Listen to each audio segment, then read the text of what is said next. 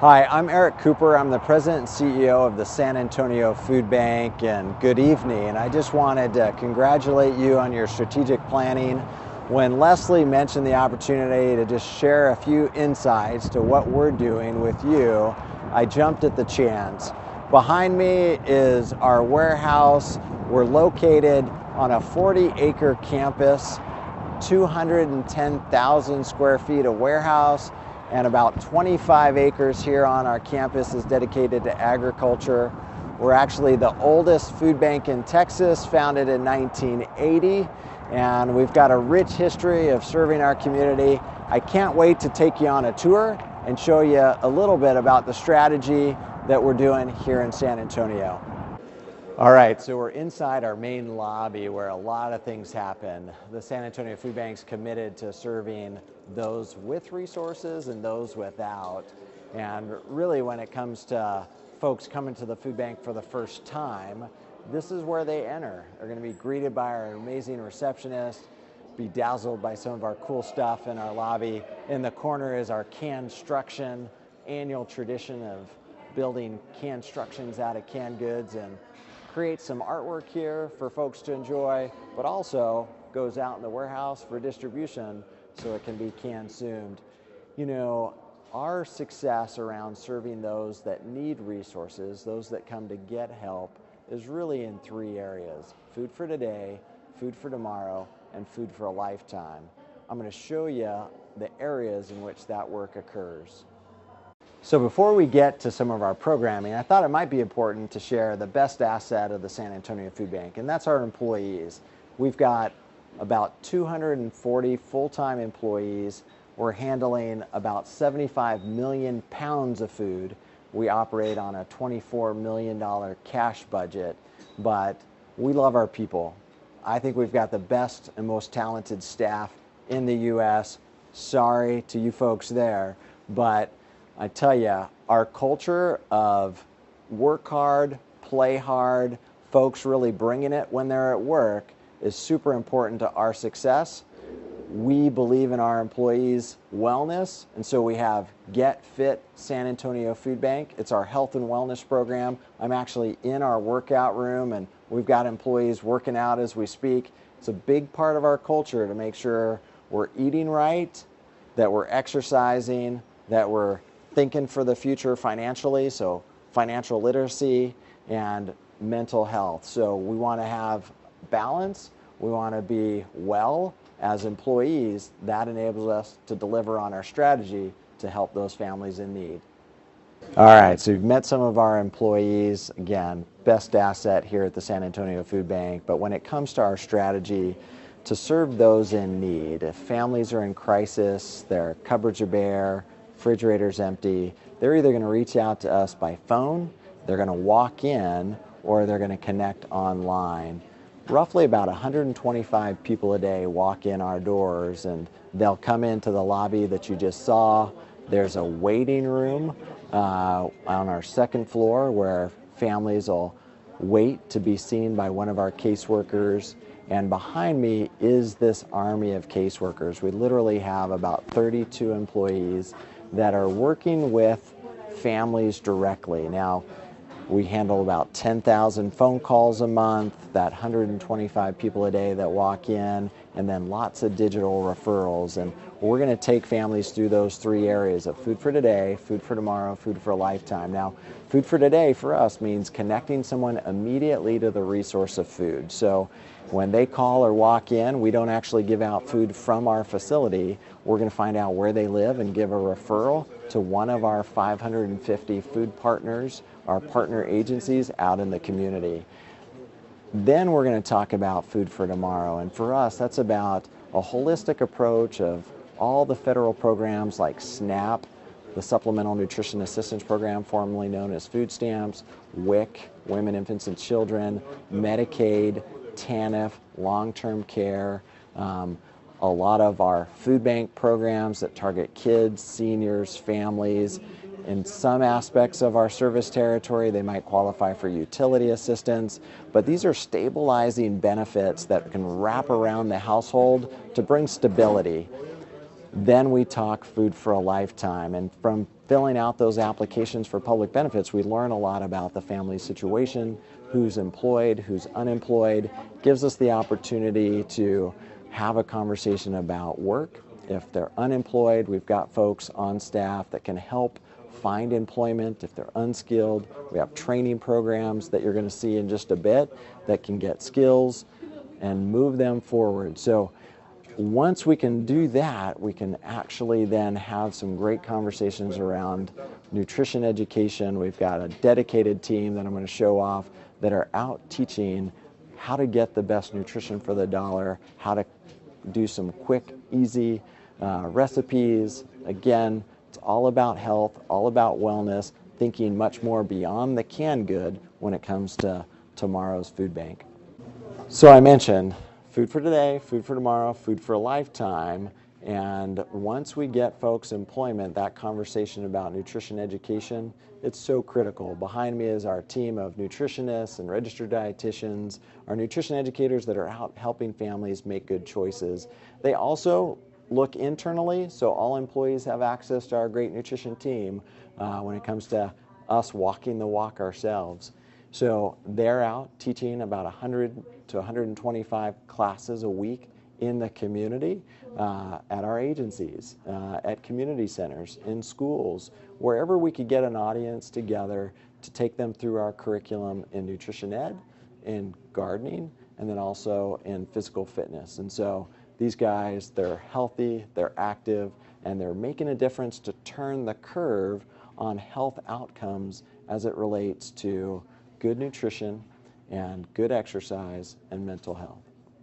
All right, so you've learned a little bit about what we're doing to help those in need, and we'll talk a little bit more about that, but I am actually in our Community Engagement Center. This is a venue here at the food bank. It holds a little over 300 people. It's a part of our strategy to engage the community and those that can give resources. This meeting space allows us to host a lot of conferences, a lot of meetings, off-site opportunities for businesses, clubs, civic organizations to come use our space, conduct their business, and then do a team building or a service project in helping those in need. Now, part of our strategies of training include a kitchen that I'm going to take you into. The importance of a kitchen serves a lot of things. One is just when you think about the evolution of how we're eating today, the food industry, grocery retailers are now moving to much more ready-to-eat meals. People are eating out more. All of us working long hours and then going home tired. So to be able to grab food on the go and for that food to be healthy is an opportunity for every food bank to think, how can we start to not only distribute just the core groceries, but prepared meals. And when you're into the prepared meals, you've got nonprofits that might need those prepared meals. You've got great federal programs like the Child and Adult Care Feeding Program, CSFP, for programs like Kids Cafe or weekend meals. You've also then got the opportunity to do summer meals in the Summer Food Service Program. But there's an infinite amount of opportunities. We actually do a National School Lunch, School Breakfast program here. We also do Meals on Wheels for seniors. So our ability to have a kitchen has engaged our community, chefs, restaurants, food service professionals, having a venue that then brings people to the food bank.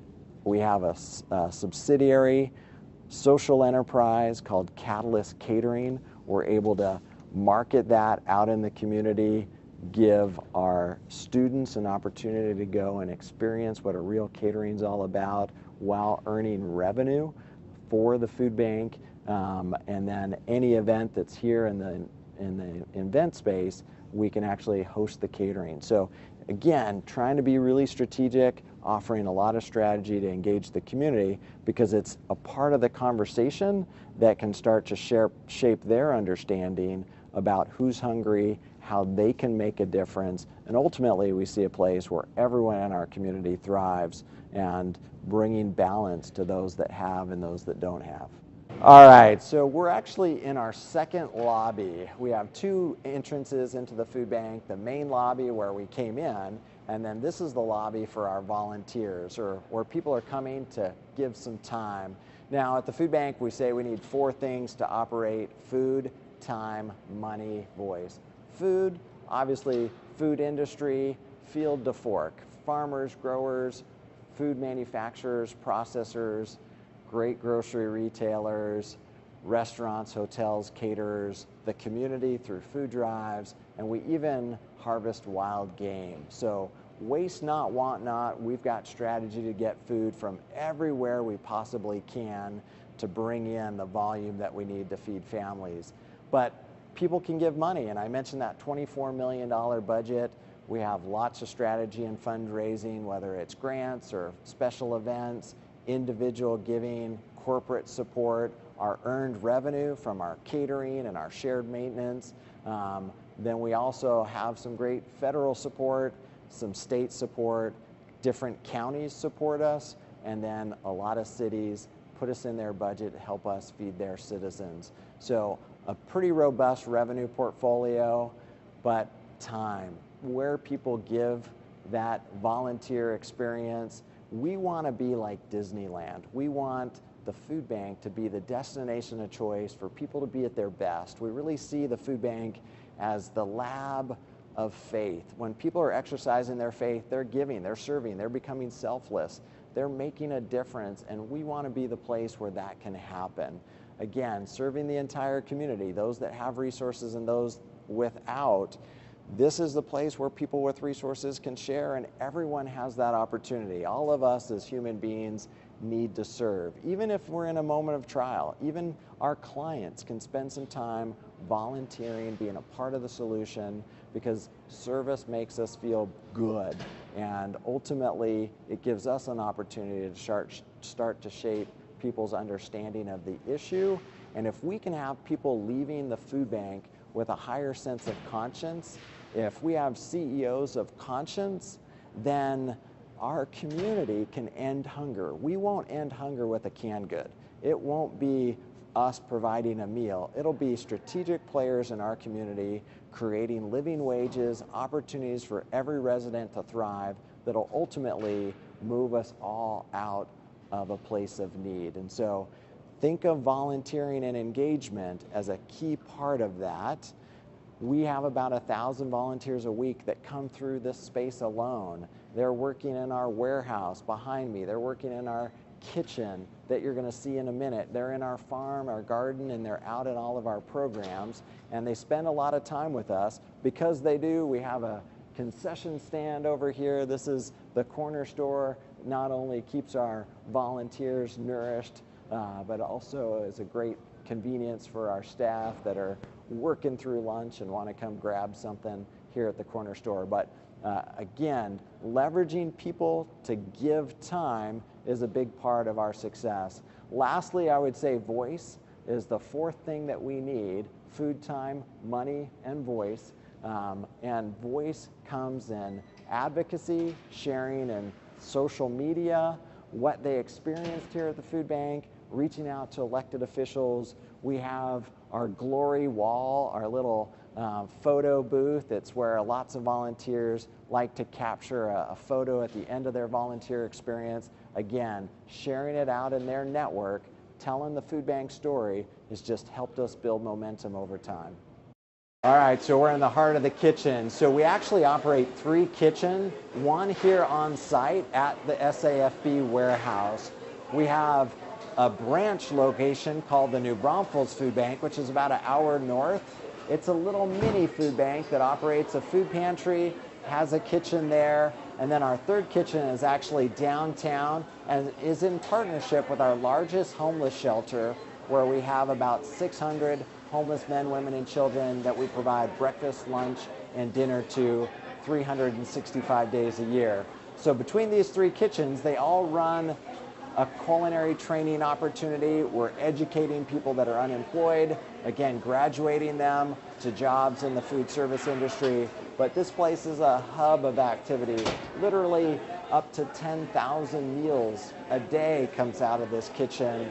as it goes out from this kitchen, mostly to feed kids, whether National School Lunch, School Breakfast, whether summer food, or our Kids Cafe program. Lots of meals are prepared here in the kitchen. Let's come see what's in the warehouse. Hey, how are you? How are you?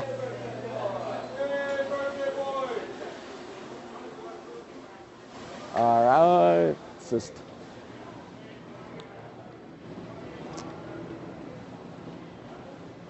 If you stay right there, that's good. all right. So keep going.